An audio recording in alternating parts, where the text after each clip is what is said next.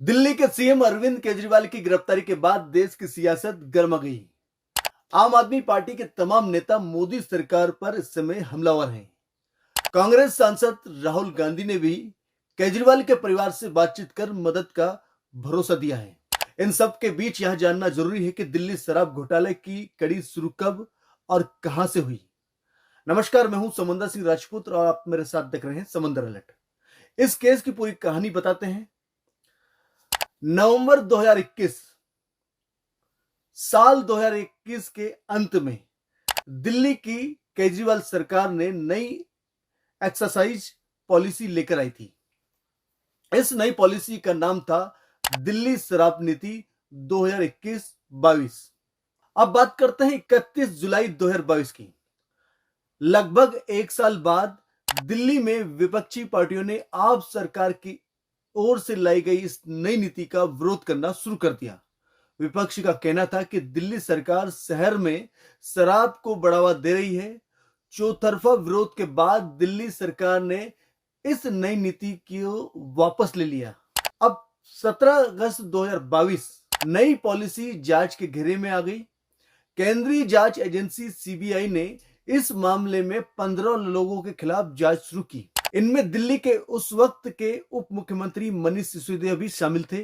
सिसोदिया सहित 15 लोगों पर आरोप लगा कि उन्होंने शराब के इस नए नियम को बनाने और लागू करने में गड़बड़ी की थी।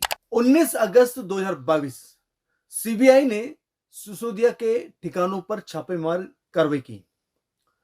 17 अक्टूबर 2022 इसी तारीख को CBI deputy CM Manish Sisodia को के आवास पहुंची और उनके आवास पर उनसे करीब 8 घंटे पूछताछ चली। अब बात करते हैं 14 नवंबर 2022। इस एक्सरसाइज पॉलिसी में एक और व्यक्ति पर ईडी ने इस बार कार्रवाई की। ईडी ने विजय नायर को गिरफ्तार किया। Vijay Nair event company Only Much Louder OML के पूर्व सीईओ थे। नायर आपसे भी जुड़े थे। ईडी ने इसके साथ ही हैदराबाद के व्यापारी अभिषेक बोयनपल्ली को भी गिरफ्तार किया था। अब बात करते हैं 25 नवंबर 2022। उस दिन क्या हुआ? सीबीआई ने इस मामले में 2023 में 7 आरोपियों के खिलाफ चार्जशीट दाखिल की। 14 फरवरी 2023 दिल्ली शराब केस में इसी साल के शुरुआत में सबसे बड़ी कार्रवाई है। मनीष सिसोदिया से 8 घंटे की लंबी पूछताछ के बाद उन्हें देर शाम को गिरफ्तार किया। दिल्ली की राउस एवेन्यू कोर्ट ने सिसोदिया को पूछताछ के लिए 5 दिन की सीबीआई कस्टडी मंजूर कर दी। अब बात करते हैं 28 फरवरी 2023।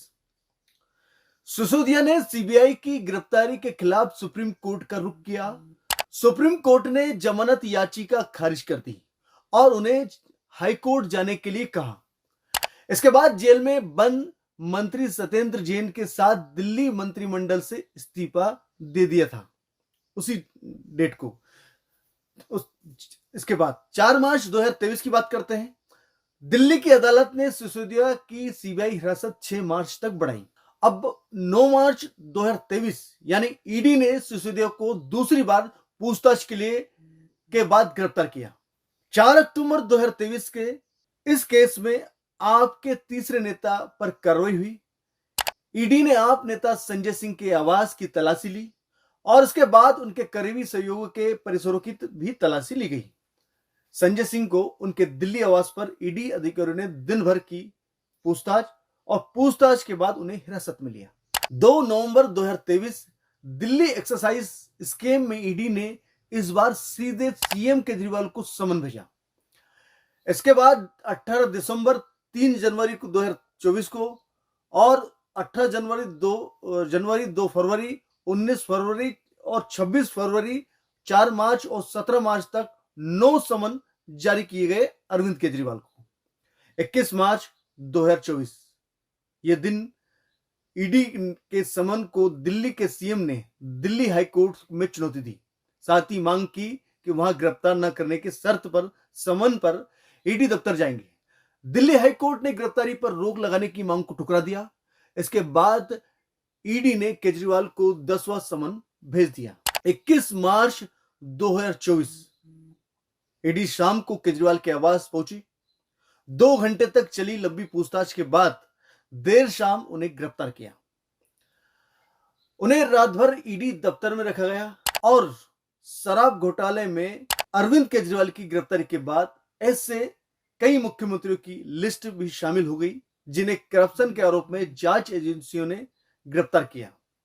यानी आप साफ कह सकते हैं कि दिल्ली का सीएम भी गिरफ्तार हो चुका, वो उन लिस्ट में शामिल हो गया जहां पर पूर्व सीएम, आप पूर्व सीएम की बात करें लालू प्रसाद यादव, उन्हें गिरफ्तार करके जेल भेजा गया था, वो भी एक आरोप में गिरफ्तार हुए थे। कई ऐसे नेता और मंत्री थे जिन्हें गिरफ्तार किया गया बीजेपी सरकार में। ये शराब नीति के बारे में हमने आपको बताया।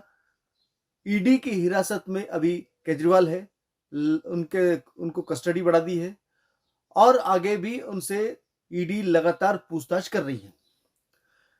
ईडी की लंबी पूछताछ के बाद कई ऐसे दस्तावेज भी ईडी को मिले हैं जिसमें केजरीवाल के आवास पर थे, आवास पे पहुंची थी, आवास पे कई 150 पन्नों के दस्तावेज ईडी को मिले हैं। यानी आप कह सकते हैं केजरीवाल की गले की फांस बन गई ये दिल्ली शराब नीति, और उसी की वजह से आज उनके बड़े से बड़े नेता, मंत्री, मुख्यमंत्री आज जेल या उसकी सलाखों में है और परेशानी झेल रहे हैं। आज के समंदर अलर्ट में इतना ही, फिर मिलेंगे नई अपडेट के साथ। तब तक के लिए दीजिए इजाजत। नमस्कार।